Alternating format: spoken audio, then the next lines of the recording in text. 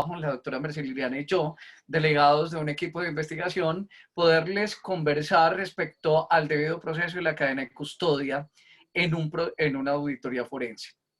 Y va a estar dividido en dos elementos. Mercy Liliana es experta en cadena de custodia, es perito forense, es una perito judicial, una mujer que conoce mucho y es de mucha trayectoria en el campo del peritaje. Y yo, que he manejado durante algunos años todo lo que es la parte del aseguramiento y he trabajado en auditoría forense. Entonces hoy queremos hacer esta combinación entre lo forense y lo criminalístico y la criminología para poder deleitar a nuestra audiencia y de verdad que nutrirnos también con las apreciaciones que todos ustedes tengan. Entonces, primero que todo, muy buenas tardes con todos y con todas. Y voy a iniciar entonces en este primer escenario dando una presentación muy breve. Creo que están viendo todos mi pantalla, Mercy Liliana. Se está viendo, ¿verdad? Sí. Sí, claro que sí. Sí, perfecto. Entonces se ve mi pantalla. Si hay alguna pregunta, entonces la pueden ir haciendo mientras Mercy Liliana me ayuda cuando yo estoy haciendo la exposición y viceversa cuando ella está exponiendo. Entonces yo estoy pendiente de las preguntas y de las apreciaciones del público. Para nosotros estos espacios son de enriquecimiento mutuo.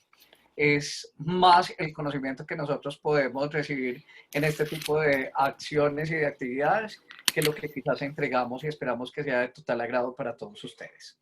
Mercy Liliana, como lo comentaba nuestro amigo Antonio, aquí está, yo no pongo foto mía porque daño la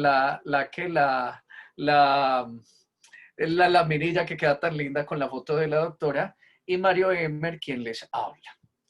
Bueno, quiero hablarles un poco inicialmente de todo lo que tiene que ver con la confianza y la auditoría forense. Posteriormente hablaremos de la conceptualización y acercamiento desde lo legal y práctico de la cadena de custodia, la cadena de custodia para la auditoría forense, las pruebas judiciales presentadas por el auditor y por último todo lo que son las conclusiones generales en términos de conceptualización de la prueba pericial.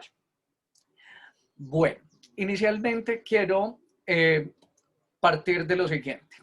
Este es un esquema, no se ve muy grande, pero logran percibirse los colores, y es la Organización Internacional para la Transparencia. Mientras más rojo, mientras más oscuro estén los países, quiere decir que hay mayor grado de percepción de ser corrupto el país. Entonces miremos en América Latina que estamos muy en rojito, en comparación con América del Norte, por ejemplo, en comparación con Australia, en comparación con algunos países con algunos países y el Reino Unido. Pero si nosotros nos damos cuenta, este escenario conversa todos los temas de fraude que se presentan actualmente en las organizaciones y no únicamente en América Latina, sino en muchos países a nivel internacional, pero que hoy nos atañe un problema muy importante, y es esa pérdida de confianza pública. Y recordemos muy bien que desde la historia, desde siempre, las organizaciones, las empresas siempre se han constituido con la base de la confianza. Cuando no hay confianza, cuando nosotros no tenemos confianza, cuando se ha perdido la confianza pública en las instituciones, de inmediato ya hay una fractura social que hace que se genere una incertidumbre del cómo actuar, de con quién actuar, de qué creer y qué no creer.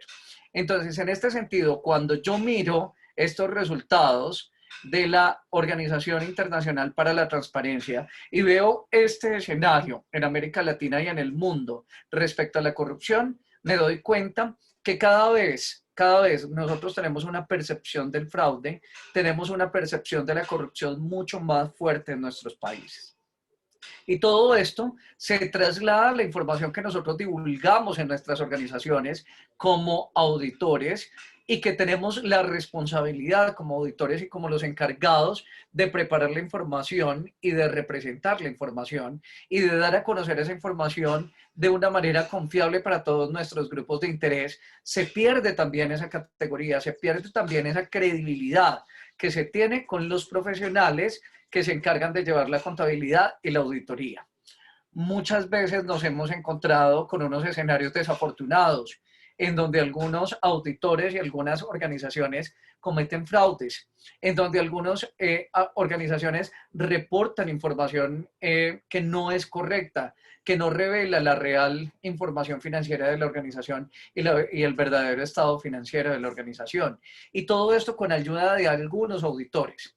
Pero por culpa de estos auditores, por culpa del desfavorecimiento de los niveles de control dentro de las organizaciones y de esa debilidad que nosotros encontramos en muchas organizaciones, en el control, en algunas organizaciones, en el control interno, nos damos cuenta que se genera un ambiente de incertidumbre y un ambiente de desconfianza.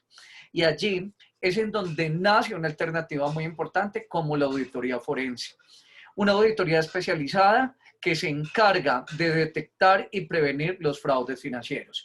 Entonces, en este sentido, cuando nosotros nos movemos y entendemos que hay una salvación, que hay una alternativa directamente técnica, científica, para poder disminuir esta percepción de corrupción que se tiene al interior de las organizaciones, nosotros encontramos un elemento fundamental que es la auditoría forense. Entonces, en este escenario, estimados compañeros, hay un problema y es el problema de siempre, el problema que siempre tenemos nosotros, y es el problema de la pérdida de la confianza. Aquí hay un problema muy fuerte que tenemos en nuestras instituciones y es la pérdida de confianza. Pero cuando yo digo que pierdo la confianza en una institución, realmente lo que estoy haciendo es perder la confianza en personas, porque las instituciones son personas. Las instituciones están dirigidas por personas. Entonces, cuando nosotros hablamos de un fraude cometido por una o dos personas o al interior de una organización, estoy perdiendo y estoy fracturando toda una confianza pública de las instituciones, de la institucionalidad del gobierno, de la institucionalidad de los entes de control a partir de todo este tipo de problemáticas que se generan por una o dos personas. Y aquí es en donde entra muy fuertemente la psicología forense. Aquí es en donde entra muy fuertemente todo lo que es la perfilación criminal que tanto maneja la doctora Mercililiana en ese sentido. Pero también no podemos nosotros dejar únicamente los aspectos de control dirigidos hacia las personas, sino que nosotros como organización debemos actuar en dos elementos muy importantes, y es el capital social que tenemos dentro de la organización, pero también ese capital estructural, esa estructura orgánica, ese fortalecimiento de los organismos de control que tenemos al interior de la organización. Y allí es en donde la auditoría forense, el debido proceso y la cadena de custodia vienen a proporcionarnos a nosotros unas herramientas que nos permitan a nosotros detectar el crimen, pero también poder judicializar a quienes cometen o a quienes perpetúan el fraude. Miren, compañeros, si ustedes leen la encuesta de KPMG en el año 2018, que es la última encuesta sobre fraude en América Latina, más del 40% de los fraudes que se cometen al interior de las organizaciones pueden ser detectados y se puede detectar el perpetrador del fraude, pero no se puede judicializar. No se puede judicializar. Y allí es en donde entramos nosotros a decir, venga, pero ¿qué sucede entonces con el sistema? Nosotros encontramos la persona que comete el fraude, tenemos identificado específicamente quién comete el fraude, pero no podemos judicializarlo. ¿Qué es lo que está sucediendo? Y allí es en donde viene un problema bastante fuerte. Los auditores actualmente no conocemos en nuestros países el debido proceso y la cadena de custodia. Entonces, muchas veces nosotros encontramos una prueba, un elemento material probatorio, una evidencia física que pueda ser tenida en cuenta en un proceso judicial, pero por no hacer el debido proceso, por no llevarlo y por no hacerle la debida cadena de custodia a ese elemento material probatorio y a esa evidencia física, ahí ya perdemos toda validez de la prueba. ¿Sí? Entonces, en ese sentido, este escenario, esta conferencia, este conversatorio que queremos tener con ustedes, se centra específicamente en esto, en dar a conocer esa importancia del debido proceso que hay en todos los países, no únicamente en Colombia, no únicamente en Ecuador, no en Bolivia, sino en todos los países, pero también esa cadena de custodia, porque debemos garantizar que la prueba recolectada es la prueba que realmente se lleva al estado judicial. Entonces, en este sentido, lo que buscamos nosotros aquí es entender que el debido proceso y la cadena de custodia viene a fortalecer directamente, el control interno dentro de las organizaciones, y este a su vez va a mejorar los niveles de confianza y la percepción de confianza que tienen los diferentes grupos de interés en las organizaciones. En este sentido, el gran reto siempre será mejorar ese nivel de confianza. Ahora bien, si yo me voy a los datos de la ACFE, ¿cierto? De la ACFE, nos damos cuenta que la corrupción juega un papel muy importante en todo el cometimiento de los crímenes que se vienen a dar en las organizaciones. Y que principalmente cuando las organizaciones se dan cuenta de que se está cometiendo un fraude al interior de ellas, allí han pasado ya 14 meses. También nos hemos dado cuenta en este tipo de estadísticas que los que más cometen fraude son los hombres, y que los que más cometen fraude son los hombres que llevan entre 3 y 5 años vinculados a la organización. Pero que además de llevar 3 o 5 años vinculados a la organización, también tienen un grado académico por encima del técnico. O sea, son profesionales o con grado de especialización o maestría. Entonces, digamos que aquí, en este escenario que nosotros empezamos a anotar, vienen otros elementos muy importantes que Liliana y yo podríamos y mi equipo trabajar toda la tarde, y es fascinante. Y es hablarle del pentágono del fraude. Y dentro de los elementos del pentágono del fraude hay unos elementos que se dan, hay unas variables muy importantes que se dejan ver en estos resultados. Y están centrados en la capacidad. Cuando yo llevo un cierto tiempo dentro de la compañía, puedo entender cuáles son los controles, cuáles son las falencias del control, en qué momento puedo cometer el fraude. Y allí es en donde yo aprovecho y se genera una oportunidad, que es otra variable del fraude como tal. Pero también hay otros elementos muy importantes que incitan al fraude o que propenden al fraude como tal. Y es la presión que se genera al interior de algunas organizaciones. Cuando hay unas metas demasiado altas, cuando hay una presión por ganar, por ser siempre el mejor, allí es cuando viene otro elemento muy importante a desarrollarse, y es la presión dentro de las organizaciones que genera la oportunidad como tal. Entonces, en este sentido, siempre nos vamos a mover en unos elementos muy claros, y es que continuamos nuevamente con la pérdida de la confianza. Nuestro reto nuevamente, compañeros, contadores, doctores, auditores, es mejorar ese nivel de confianza. ¿Pero qué reportan las cifras, estimados compañeros? Las cifras reportan elementos muy importantes, que es para nosotros entender dónde están los recursos, ¿cierto? La apropiación indebida de recursos es un elemento fundamental, ¿cierto? La corrupción, el fraude, la falsificación de documentos, vienen a ser elementos fundamentales en todo esto que nosotros desarrollamos aquí en materia de generación de fraude como tal. En este sentido, nosotros nos movemos acá en que los fraudes que más se han presentado y los más detectados actualmente se centran en la creación fraudulenta de documentos. La, la alteración física de los documentos. Y hoy, que pensábamos que la facturación electrónica, que el Big Data, que todo lo que tiene que ver con las herramientas informáticas se convertiría en una herramienta fundamental para poder mitigar el fraude, hoy vemos que hay alteración de documentos electrónicos muy importantes. Hay una alteración de documentos electrónicos y hay creación de documentos electrónicos falsos. Entonces, miren, compañeros, que hoy nosotros debemos nuevamente concientizarnos hoy en este tipo de actividades, que nosotros, siempre que hay una nueva oportunidad, hay una nueva oportunidad del fraude también. Como decimos aquí en Colombia, echa la ley, echa la trampa. Entonces, en ese sentido, es muy importante que nosotros nos movamos en este escenario y tengamos en cuenta cada una de estos elementos. Aquí hay algunas definiciones de auditoría forense que me gustan muchísimo, ¿cierto? En donde dice que es una auditoría especializada encargada de divulgar y atestar sobre fraudes y delitos en las entidades públicas y privadas, ¿cierto? El auditor forense debe ser un experto conocedor de contabilidad, auditoría, control interno, tributación, finanzas, informática, técnicas de investigación, legislación penal, entre otras.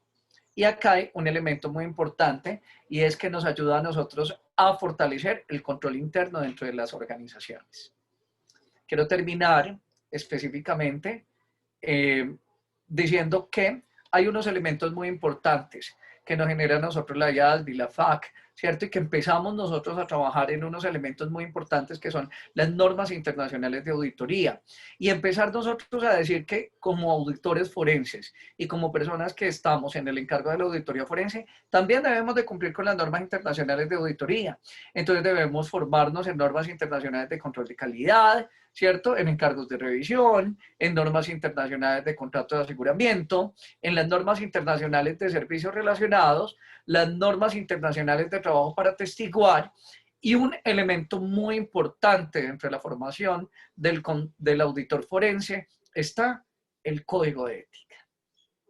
Realmente no se encuentra dentro de las normas internacionales de auditoría, pero sí lo establece la IASB, la IESBA, ¿cierto? Empezamos a entender nosotros cómo el código de ética y cómo las acciones éticas de las personas empiezan a transformar las organizaciones. Recordemos muy bien que uno de los principales elementos cuando nosotros iniciamos un encargo de auditoría es evaluar el ambiente de control que tenemos dentro de la organización. Y ese ambiente de control es únicamente permeado desde la parte de la ética. Entonces la ética es un elemento fundamental para todo un encargo de auditoría forense como tal. En este sentido, nosotros nos centramos, estimados compañeros y asistentes, en dos elementos muy importantes. ¿Cuáles son estos elementos?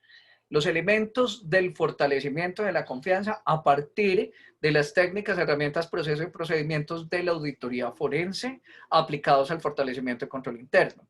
Y allí es en donde yo me centro en tres modelos muy importantes existentes. Hay un modelo que se denomina el modelo competencial. ¿Cuál es ese modelo competencial? Dice que liga específicamente la confianza, el modelo competencial liga específicamente la confianza a las estructuras de control que tienen las organizaciones. Entonces, en este sentido, es cuando nosotros delegamos como grupos de interés, delegamos como grupos de interés la confianza en aquellas firmas de auditoría, en aquellos elementos de control que tenemos en control interno, en aquel robustecimiento que nosotros diseñamos en el fortalecimiento de control interno al interior de las compañías, y allí es en donde nosotros trabajamos el modelo competencial, que evalúa la confianza y que genera confianza a partir de los organismos de control. Aquí hay un elemento muy importante que yo quiero resaltar para explicar un poco el modelo competencial, y es decir, ¿cuántos de nosotros no se ha tomado un yogur que porque tiene vitaminas? Nosotros no sabemos si realmente ese yogur tiene vitaminas o si realmente nosotros vamos a invertir en X o Y organización, sino que nosotros miramos y bueno, si es una firma reconocida, ¿cierto? Si es una firma grande, pues entendemos que la revelación de los estados financieros y la información financiera que revela esta compañía o que divulga esta compañía, pues está debidamente soportada y que está debidamente auditada. Por lo tanto, yo voy a generar un elemento de confianza, voy a ceder mi confianza a este modelo competencial, a estas estructuras de control como tal. Posteriormente, viene un modelo que es el modelo relacional. Es un modelo en el cual no únicamente se centra en las estructuras, sino que se centra en estos aprendizajes que se han venido dando a lo largo del tiempo en estructuras de control. Si una organización ha cometido fraudes, si en una organización se ha cometido fraude, se fractura la confianza pública, pero es posible recuperarla en el tiempo. Mientras que en el modelo cultural, la confianza está dada únicamente por lo que yo considero que es ético. Y este modelo cultural va muy aplicado a toda la revelación de la información financiera y no financiera, orientada a la responsabilidad social y a la responsabilidad social ambiental que divulgan las organizaciones en sus reportes integrados o en sus memorias de sostenibilidad. Allí es cuando nosotros entendemos que el modelo cultural, para mí, puede ser muy importante revelar en los estados financieros el manejo ambiental, para otra organización el manejo social, y allí es en donde nosotros empezamos a identificar y a decir qué es para mí confiable y qué no es confiable, ¿sí? Y hay una pregunta muy importante para esto. Hay una pregunta muy importante para esto. La pregunta importante es, ¿cómo hacer para generar la confianza? ¿O cuáles son los elementos que nosotros hemos fracturado en la confianza? La pregunta que yo podría hacerles a todos ustedes es, ¿confiamos específicamente en todo lo que nosotros, en todo lo que divulgan las organizaciones? Allá hay una situación. Pero todo esto ha llevado a que nosotros formemos personas, a que formemos profesionales para que empiecen a desarrollar unas habilidades que en el ejercicio y en el encargo de una auditoría forense puedan establecer unas relaciones y puedan fungir como auxiliares de la justicia en el momento en que se presente un fraude y que nosotros necesitemos trabajar con base a ese fraude. Necesitemos encontrar el defraudador y necesitemos judicializar. Entonces, en este sentido, aquí encontramos algo muy importante que es la prueba pericial. Nosotros, hablando desde el contexto colombiano y también nosotros desde el contexto internacional, siempre nos regimos por el Código del Procedimiento Penal, por el Código del Procedimiento Civil y por el Código General del Proceso. Entonces, aquí tenemos unos elementos muy importantes que tanto en Colombia, en Perú, en Ecuador, siempre van a fortalecer el elemento de la prueba pericial. ¿Y qué es esa prueba pericial? Entonces, la prueba pericial es simplemente ese reporte como tal, ¿cierto? Que hace un perito que ha sido designado por un juez, ¿cierto? Por quien haga sus veces en cada uno de los países, que se encarga de examinar la evidencia física y emitir un informe respecto a esto. Un informe, ¿cierto? Que debe de ser claro, que debe de ser contundente, porque se parte de los elementos de la prueba. Y es que la prueba debe ser suficiente, amplia, ¿cierto? Que debe ser relevante para el proceso como tal, pero que además, en el caso de la auditoría forense, debe ser tenida en cuenta para un proceso judicial. Y se cumplen principios a nivel internacional, el principio de la preclusión, de la oportunidad de la prueba, ¿cierto? Está el debido proceso que exige el cumplimiento de todas las formalidades propias del ordenamiento jurídico, ¿cierto? Que se tenga en este país. Entonces, en este sentido, la prueba pericial se convierte para nosotros en un elemento fundamental para desligar o para poder resolver una disputa que se presente en un proceso judicial, ¿sí? Entonces, ¿qué es una prueba pericial definida por Cano, por Lugo? Define que la prueba pericial es presentada por el contador público, ¿cierto? Como una fotografía técnica forense, los rastros, los manchas, la caligrafía, las videograbaciones, que ya la doctora Liliana nos va a conversar de esto, y son todos estos elementos que sirven para darse acerca de la verdad de una proposición. Cuando yo hago una proposición, una acusación, tengo que llevar las pruebas para poder determinar específicamente la veracidad de esa proposición. Y luego de esto, entonces le cedo la palabra a mi querida doctora Mercy Liliana, quien como perito forense nos hace un escenario de todo lo que es el peritaje forense y ahora la cadena de custodia. Doctora Liliana Borbón, tiene la palabra. Doctora, prenda el micrófono, por favor. Muy buenas tardes para todos. Muchas gracias, doctor Mario. Muchas gracias por la invitación. Entonces, yo voy a pasar a explicar qué es el tema de la cadena de custodia, ¿cierto? Entonces, en el mismo marco que nos estaba hablando el doctor Mario, nosotros hablamos de la confianza y hablamos de unos aspectos éticos que se tienen que tener, ¿sí? La cadena de custodia es un sistema documentado de varios procedimientos que inicia desde el mismo momento en que se halla el elemento, y lo que va a buscar la cadena de custodia es garantizar la autenticidad y la capacidad demostrativa de esas evidencias físicas, ¿cierto? Ahí por eso el doctor Mario nos hablaba de la preclusión, ¿cierto? Porque es que nos debe garantizar estos elementos del escenario que logren demostrar que existe un delito.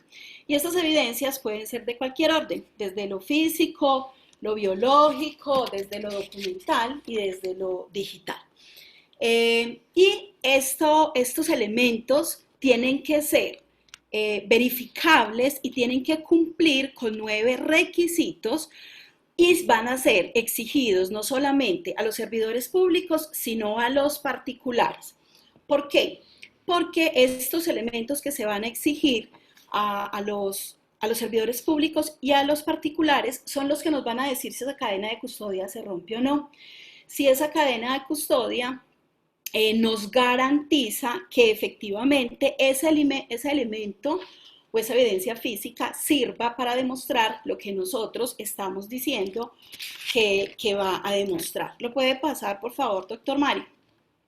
Entonces, no les voy a hablar ni de la historia ni de los manuales por efectos de tiempo, pero también tenemos que comprender que la cadena de custodia no es diligenciar un formato, es todo un proceso sistémico, ordenado, que va a cumplir con unos requisitos específicos, ¿sí?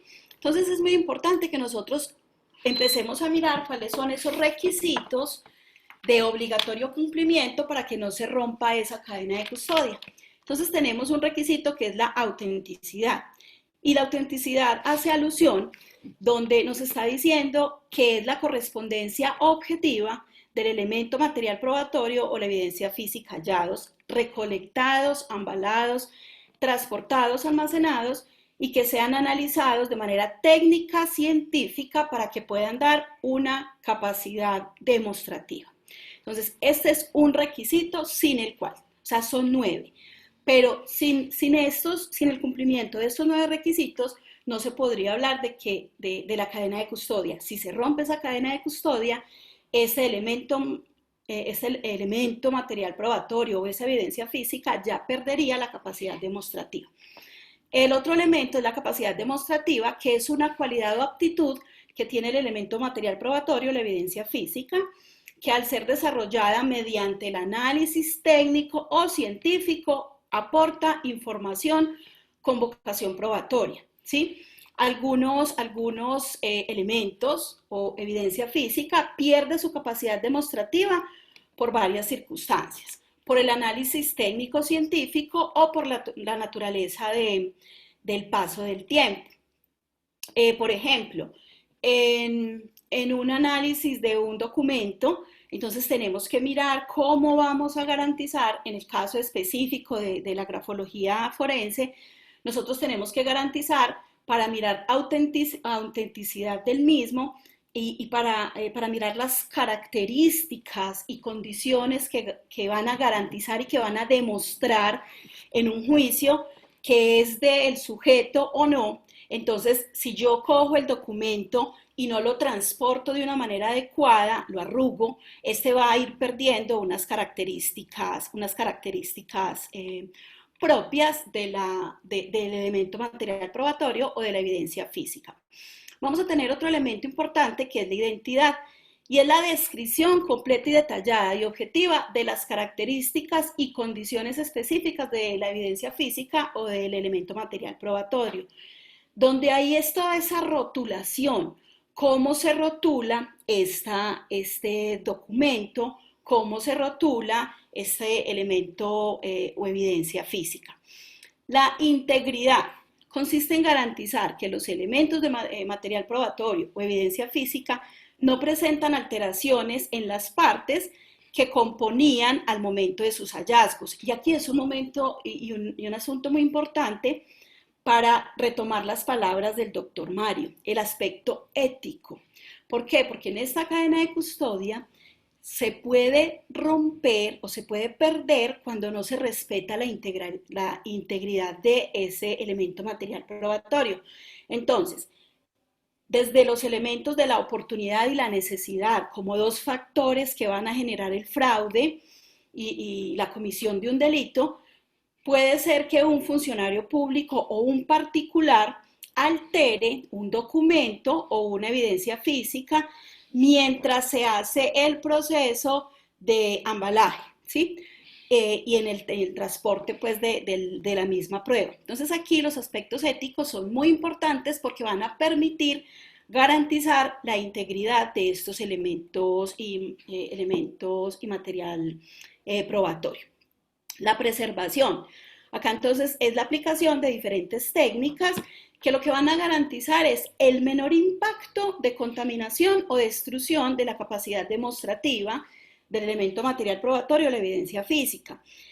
Si nosotros estamos hablando que tenemos una información como evidencia física, como elemento material probatorio, si tenemos una USB, tengo que garantizar esta preservación no dejándola expuesta al sol, no dejando que le caiga fluidos, porque me van a dañar la información, me van a dañar ese elemento o evidencia física.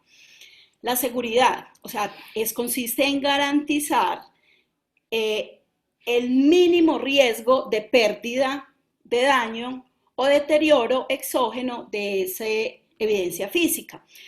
Nosotros acá pues el que continúa es el almacenamiento. Entonces, en ese almacenamiento de la evidencia física, mientras se da traslado al lugar del almacenamiento, tenemos que garantizar que no se pierda la evidencia física, o sea, esa es la seguridad. Y en ocasiones se han tenido casos donde se pierde una evidencia que es muy importante, que es de carácter demostrativo. En el campo penal o en el área penal del derecho hay un caso muy importante y muy relevante para nosotros los investigadores, que es el caso de James J. Simpson. Y tiene que ver con un guante específico y con otros elementos que hacen que se rompa la evidencia física, que se rompa la cadena de custodia y el sujeto a nivel penal es exonerado, pero a nivel civil sí es responsable. Entonces aquí uno dice, bueno, ¿lo mató o no lo mató? Sí lo mató, pero al romperse esa cadena de custodia, desde la legalidad y desde el principio de identidad y mismicidad, no se puede garantizar ciertos elementos, por lo tanto, son esos casos que le dejan a uno un mal sabor. Y eso también va a tener que ver con las competencias y habilidades y la ética de este guardián de la evidencia física o del elemento material probatorio. Tenemos unos elementos muy importantes que es la capacidad demostrativa, que aquí me voy a enfocar mucho. ¿Por qué? Porque es que ese elemento demuestre lo que tiene que demostrar, lo que dice que tiene que demostrar. Recuerde que decía el doctor Mario desde la prueba pericial, nosotros somos llamados como peritos y un perito es un experto en arte, ciencia u oficio que va a entregar una prueba, un dictamen, un informe para que este juez, que es la persona encargada en Colombia de decir si hay o no responsabilidad, pueda fallar más allá de toda duda razonable. Entonces, esta capacidad demostrativa es aquel elemento de valoración de la cadena de custodia que lo que nos va a mostrar es que efectivamente se cumpla con esos principios técnicos y científicos. Por ejemplo, prendas sobre las que se realizó algún análisis de residuo, ¿sí? Que sea efectivamente demostrable, que efectivamente si hay un fluido, que esos fluidos sean de un análisis tóxico o que sean demostrativos de lo que uno está diciendo en ese dictamen pericial que vamos a realizar. Nosotros en grafología forense, nosotros miramos los documentos dubitados y los documentos indubitados. Entonces, ¿nosotros qué hacemos? Este documento dubitado, que es cuestionado, sobre el cual estoy haciendo una auditoría forense, yo tengo que saber cómo lo voy a analizar para que no pierda esa capacidad demostrativa, para que no pierda esa capacidad de preservación. Entonces, ¿nosotros qué hacemos? Un documento dubitado lo tenemos que almacenar de una manera en el cual no pierda el elemento de la presión, ¿cierto? Entonces, hacemos un estudio desde el método deductivo para pasar a un método inductivo. Es un análisis mixto, donde lo primero que tenemos que hacer para garantizar la preservación y la integridad de ese documento es, uno, sacarle una copia al documento, ¿sí?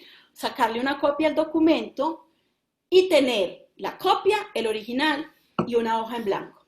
En esta copia, en este original y en esta hoja en blanco, nosotros, ¿qué es lo que vamos a hacer? Uno, garantizar la preservación del documento. Por lo tanto, lo primero que hacemos con ese documento es pasar de una manera muy sencilla, muy simple, nuestros dedos por la hoja para mirar la presión del documento, ¿sí? Después, en la hoja en blanco, vamos a copiar cuáles son esas percepciones evidenciadas que nosotros identificamos en el documento. Ejemplo, la presión es lo que tiene que ver con este alto o bajo relieve, y eso lo escribimos en la hoja en blanco, la cual va a estar rotulada diciendo qué es lo que estamos escribiendo y lo que estamos encontrando de acuerdo a ese primer documento original, sobre el cual vamos a aplicar nuestra pericia desde una cadena de custodia, respetando todos los principios que esto debe tener para ponerlo a disposición a una autoridad competente. Y recordando que se aplican los principios de investigación disciplinaria o, por qué no, penal, en caso de nosotros violar o adulterar un tipo de elemento material probatorio. Posteriormente, nosotros hacemos la hoja, la copia de este documento, lo enumeramos los renglones para pasar a hacer una cantidad de análisis que tienen que ver con la autenticidad de la firma, ¿sí? Si es un documento dictado. Nosotros cuando hacemos un análisis muy importante, que es el análisis de la carta suicida, nosotros podemos identificar, aplicando un método científico, podemos identificar si es una carta dictada o si es una carta, realmente motivada por la persona que dice que se suicida en esta carta, ¿sí? Utilizamos el principio de la continuidad y es la forma cronológica ininterrumpida en la custodia del elemento material probatorio o hallazgo físico, recolectados y embalados en el lugar de los hechos o los diferentes lugares. Cuyo fin primordial es permitir realizar una trazabilidad de los diferentes actores que intervinieron en las diferentes etapas del sistema de cadena de custodia, ¿sí? ¿Qué es lo que se busca? O sea, se busca que esa continuidad sea en tiempo, ¿sí? En esa disposición final de dónde va a ir ese elemento material probatorio. Por eso el doctor Mario nos decía, en ocasiones, nosotros tenemos unos elementos materiales probatorios, los hacemos un análisis, los ponemos a disposición, pero resulta que ya precluyeron, ¿cierto? Porque la continuidad en el tiempo no se logró dar, no se logró evidenciar, porque ese registro fue muy ininterrumpido, no cumpliendo con los requisitos y lineamientos que nos están hablando en esta cadena de custodia. Tenemos el registro, que es la actuación mediante la cual se documenta de manera física y virtual la información del elemento material probatorio, las evidencias físicas y los actores que intervienen en ese sistema de cadena de custodia. Entonces, ¿alguien va a hablar? Yo escucho como una voz por allá. No, yo. Ok, listo. Entonces es muy importante nosotros saber cómo hacemos ese registro. Nosotros acá, como peritos, nosotros recibimos una solicitud. En mi caso, recibo una solicitud de un abogado en el cual me envía un cuestionario y me envía un expediente de lo que yo debo valorar, ¿sí? Entonces, yo tengo que hacer, una lectura, primero la lectura del cuestionario, que es lo que están solicitando. Posteriormente, tengo que hacer una lectura sobre esos expedientes, ¿sí? Sobre ese expediente que me están diciendo, mira, esto es lo que hay, esto es lo que nosotros tenemos, esto es lo que nosotros evidenciamos. por favor, sírvase emitir un concepto técnico-científico. Ese concepto técnico-científico nosotros lo entregamos mediante un documento, ¿sí? Y ese documento se conoce como el informe pericial. Ese informe pericial debe tener un método. ¿Cuál fue el método que nosotros utilizamos para venir a demostrar eso que estamos diciendo? Para que el juez pueda fallar más allá de toda duda razonable. Aquí nosotros entonces tenemos que explicar todos esos procedimientos paso a paso, utilizando un método científico, y tenemos que ser coherentes en el tiempo, en el registro de esa información. ¿Por qué? Porque por preclusión de términos, personas pueden, o sea, se pueden caer los procesos. O también porque nosotros no respetamos esta cadena de custodia. Nosotros también podemos obstaculizar un proceso porque no respetamos los tiempos, porque no respetamos la ética, porque le quitamos o le ponemos, en el caso de la perfilación criminal o del análisis psicológico o de psicopatológico, le quitamos o le ponemos un trastorno a alguien. Va a pasar exactamente lo mismo con los elementos de las auditorías forenses y la cadena de custodia de un documento, donde entonces uno, estoy haciendo comillas, uno pierde un folio de 15 páginas y extrañamente se pierde la página 13, ¿cierto? Y no aparece. Entonces ahí se tiene que hacer toda esa rigurosidad de ese registro, de esa continuidad, de ese almacenamiento, de esa seguridad que me van a garantizar que se está dando esta cadena de custodia. Sin esos elementos se nos cae cualquier proceso. Esos procesos judiciales se nos caen por la impericia, y también con el agravante que a nosotros nos pueden judicializar de manera civil o de manera penal por no cumplir con esos elementos. Hay unos asuntos muy importantes que nosotros tenemos que mirar, y es el sujeto profesional que está realizando las auditorías forenses.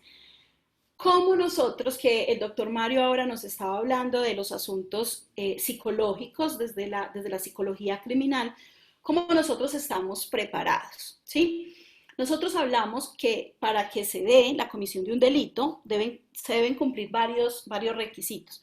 Uno es la oportunidad, otro es la necesidad y que exista un objetivo disponible.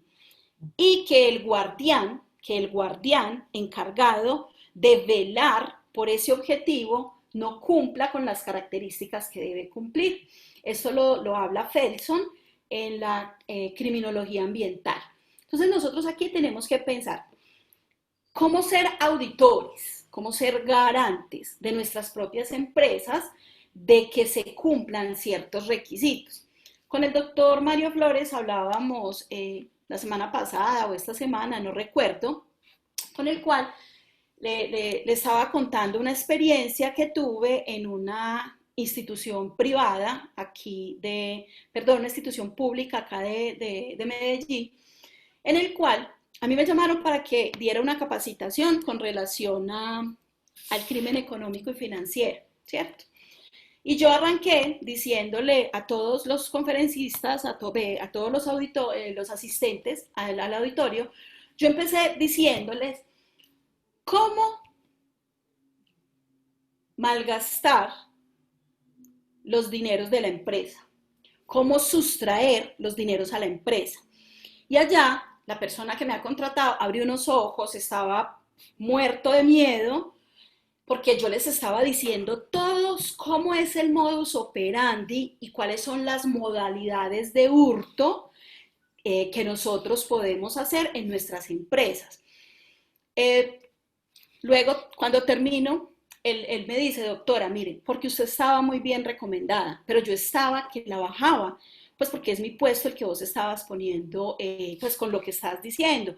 Él decía, yo pensé que pues vos estás enseñando a delinquir, pero cuando él afortunadamente no me detuvo y afortunadamente esperó a que se diera la conclusión de todo el ejercicio que estaba realizando, yo les dije a los asistentes, listo, ya sabemos cuál es el modus operandi de un delincuente en la empresa. Por lo tanto, cada uno de nosotros somos garantes de cómo estar mirando al otro cuando está cometiendo una de esas conductas.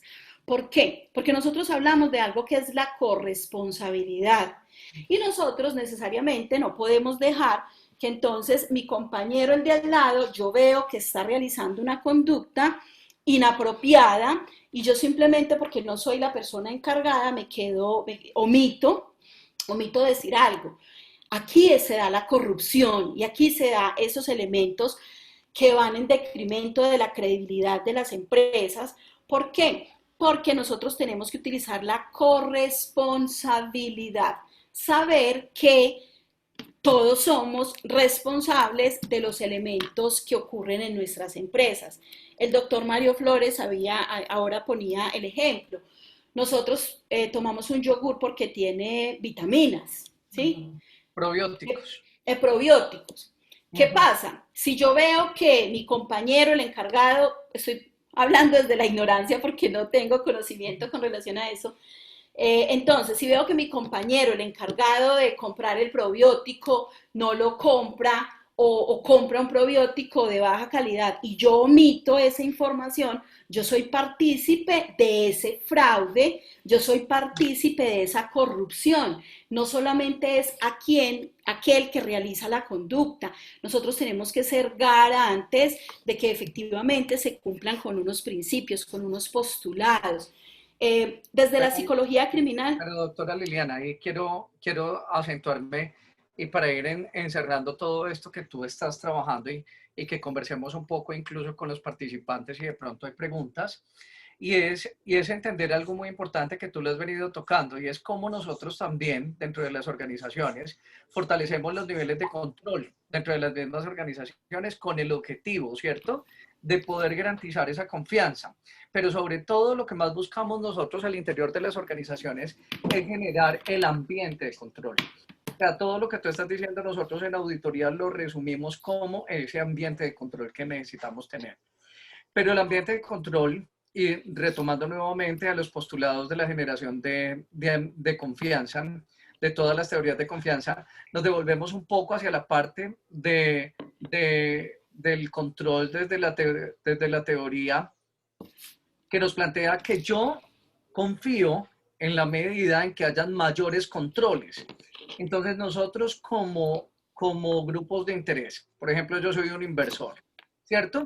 Yo confío en la revelación o en esa información financiera que me ha presentado una organización a cierre del ejercicio fiscal o a cierre del ejercicio financiero. Perfecto, yo estoy confiando. ¿Por qué? Porque esa información está firmada por un auditor, porque esa información está construida por un contador, porque esa información tiene un respaldo de una organización. Allí es en donde yo entiendo específicamente esto. Debemos entender que estos controles y que todo esto ha venido siendo fracturados en el tiempo, precisamente por esa necesidad que tienen las personas, por la oportunidad de cometer el fraude y por todo esto. Allí es en donde los sistemas de control interno se deben fortalecer al interior con todas estas estrategias, porque si nosotros no fortalecemos el control interno de nuestras organizaciones, velando por la autenticidad, voy a hablar únicamente de los elementos materiales probatorios y evidencia física. Si yo no garantizo la autenticidad de ese documento, si no garantizo la capacidad demostrativa, la identidad, la preservación de ese elemento material, la integridad, seguridad, almacenamiento, registro y continuidad, puede ser que yo encuentre al culpable, puede ser que yo sepa quién es, pero cuando lo vamos a judicializar, no lo podemos judicializar. Lo máximo que podemos hacer es sacarlo de la empresa por actuaciones no éticas, no por haberle comprobado un acto delictivo. Entonces allí es en donde nosotros como auditores, hoy todos los que estamos en este congreso, que se están formando como auditores, todos nosotros que somos auditores, tenemos que entender que formarnos en debido proceso y cadena de custodia es fundamental para poder robustecer el sistema de control interno, pero sobre todo para poder judicializar a aquellos perpetradores del fraude.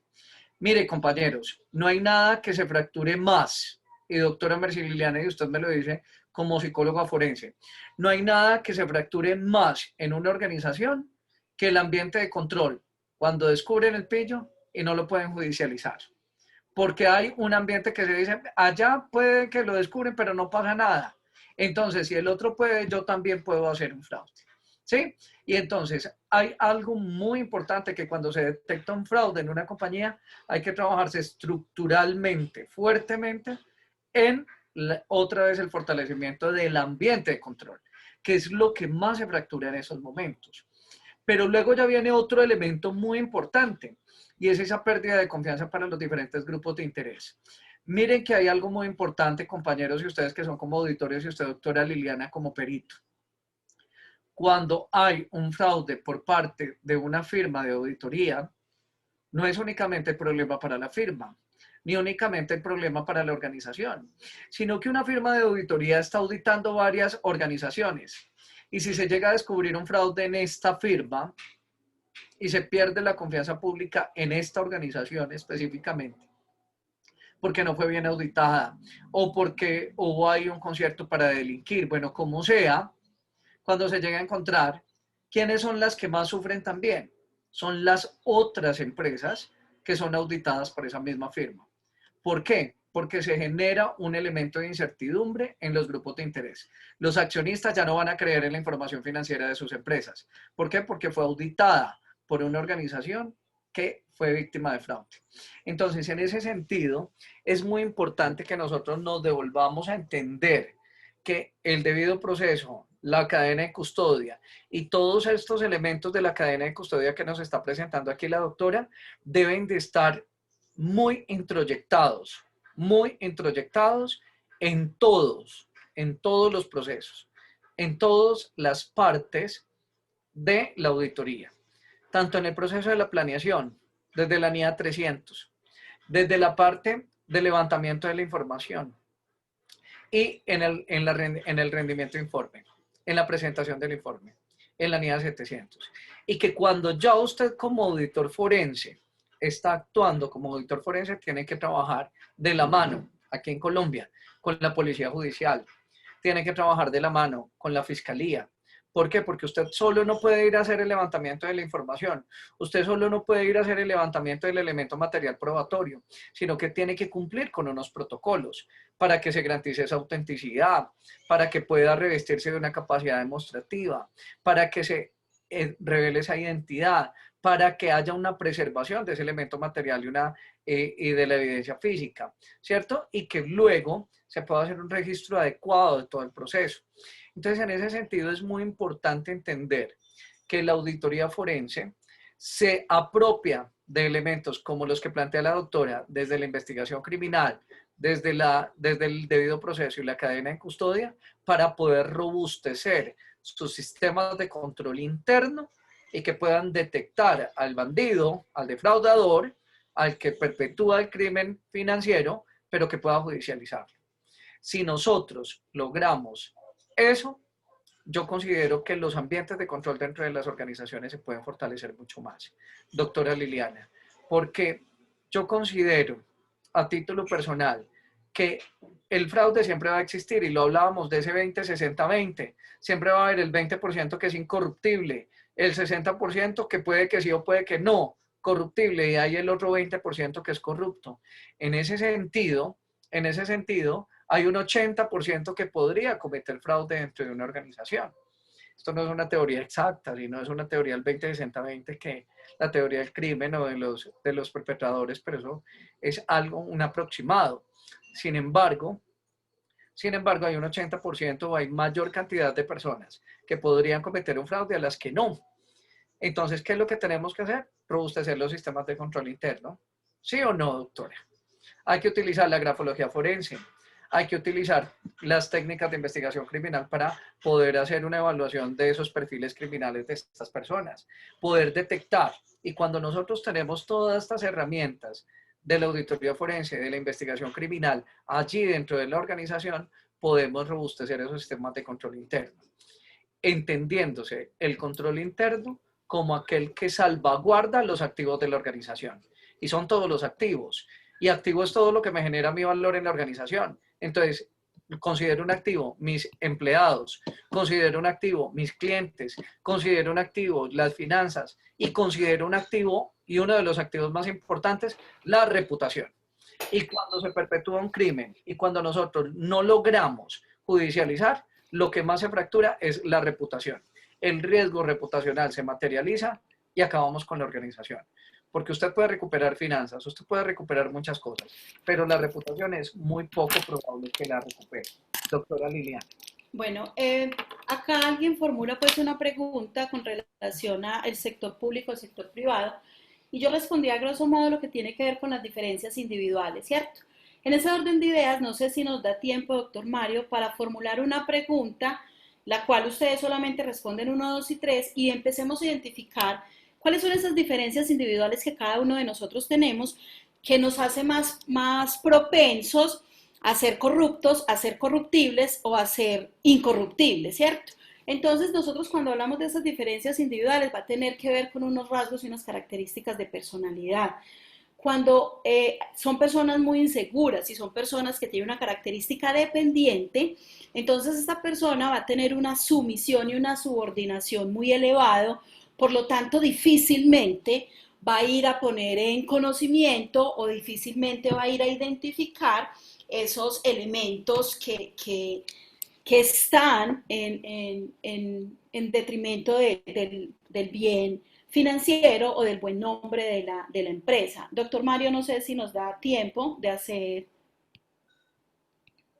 o sea, como no sé si, doctor Mario. Yo no tengo problema por el tiempo, pero los organizadores de pronto sí. ¿Ah? Doctor Brian, ¿cuánto tiempo nos queda?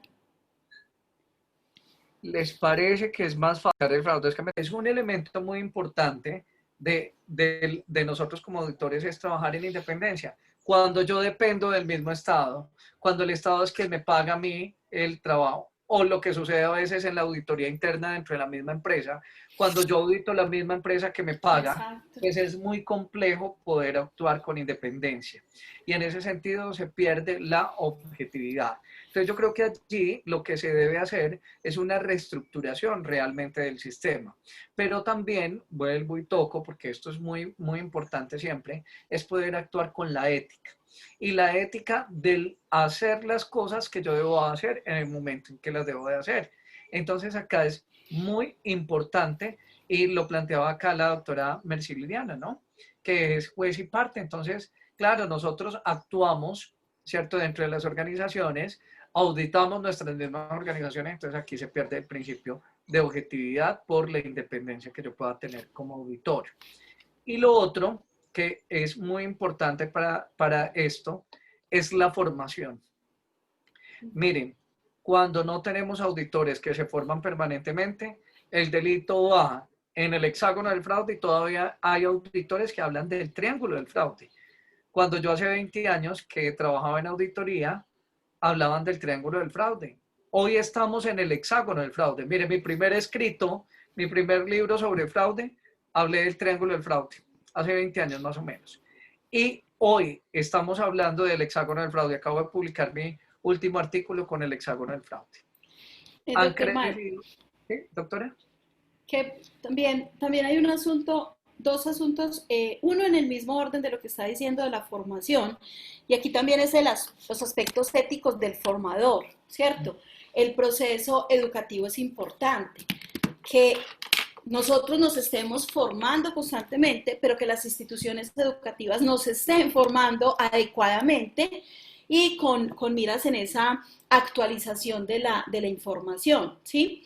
Y en los temas también que tienen que ver con, en algunas organizaciones, y ocurre mucho más en las públicas que en las privadas, es que mucha de la selección de cargos va a estar atravesado por la compra de votos o por el tema de los recomendados.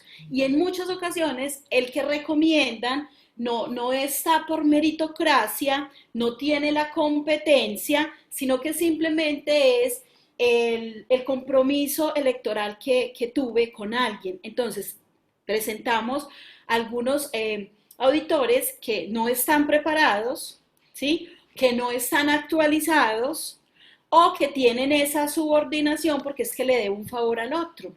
Por lo tanto, no voy a auditar desde esa imparcialidad que es lo esperado en este proceso de auditoría forense. Y mire, doctora Liliana, que no sé, me da pena con los organizadores que ya nos excedimos un poco en el tiempo, pero siempre nos pasa. Y es que hay un elemento muy importante y es que en el código de ética establecido por la IFAC para los profesionales de la contabilidad y de la auditoría, que ejercen el encargo de la auditoría, está establecida la formación permanente. La formación permanente. Precisamente para esto es imposible hoy estar hablando de generar unas pruebas de materialidad a mano. O sea, yo ya no puedo establecer una materialidad hecha a mano. Yo ya no puedo establecer un de manera cuantitativa, yo tengo que hacer controles cualitativos también dentro del proceso de la planeación de la auditoría. Entonces allí hay unos elementos muy importantes. Hoy se habla de la auditoría basada en los riesgos. Entonces yo tengo que analizar los riesgos y yo no puedo analizar riesgos sin tener un contexto de la organización, sin poder entender esa macroeconomía en donde se encuentra la organización, en esa microeconomía en donde se encuentra la organización. Y hay unas situaciones tan complejas que se están viviendo, por lo menos nada más acá en Colombia, que el cambio de opinión del auditor, ¿cierto? Cuando no está completamente justificado, genera un problema penal. Entonces usted como auditor no puede estar cambiando su opinión como tal en un momento, después de haber dado el dictamen de auditoría, usted no puede estar cambiando su opinión de auditor respecto a la continuidad del ente económico, así que porque sí, le genera un problema penal. ¿Y cuántos jóvenes hoy recién graduados de la universidad están metidos en problemas penales por los cambios de opinión en la auditoría? ¿Por qué? Porque no tienen la formación. Y entonces allí es muy importante que nosotros recalquemos para todos los profesionales de la contabilidad y de la auditoría que se necesita imperantemente estarse formando. Yo no puedo estar hoy hablando de hacer pruebas sustantivas a mano. Yo tengo que utilizar software. Yo tengo que saber Big Data. Yo tengo que saber analítica de datos. Yo tengo que saber todos esos elementos que me permitan a mí realmente establecer una relación y unas tendencias.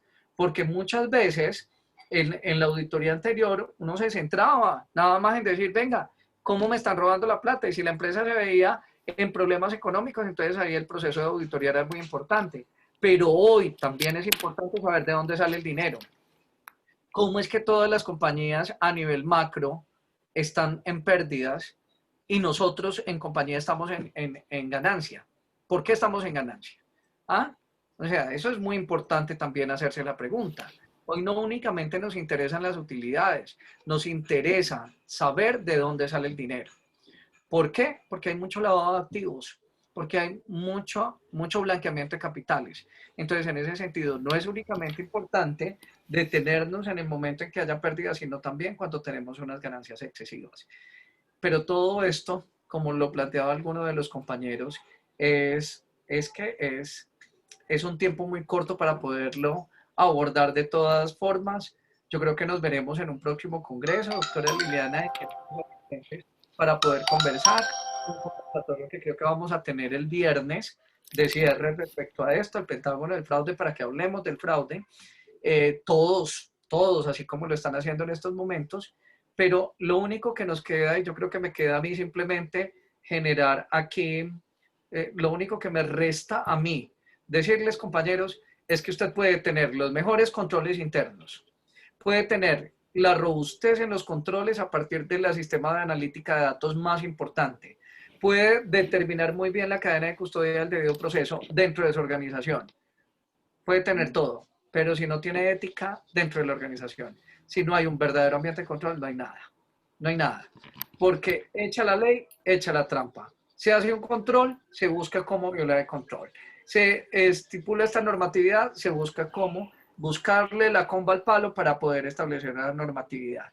Entonces, aquí es muy importante que sí fortalezcamos nuestros sistemas de control, pero también fortalecer nuestro ambiente de control dentro de las organizaciones, que nuestros empleados, que todos los encargados de coordinar y de ejecutar un proceso dentro de la organización entiendan que son parte fundamental en el proceso de control.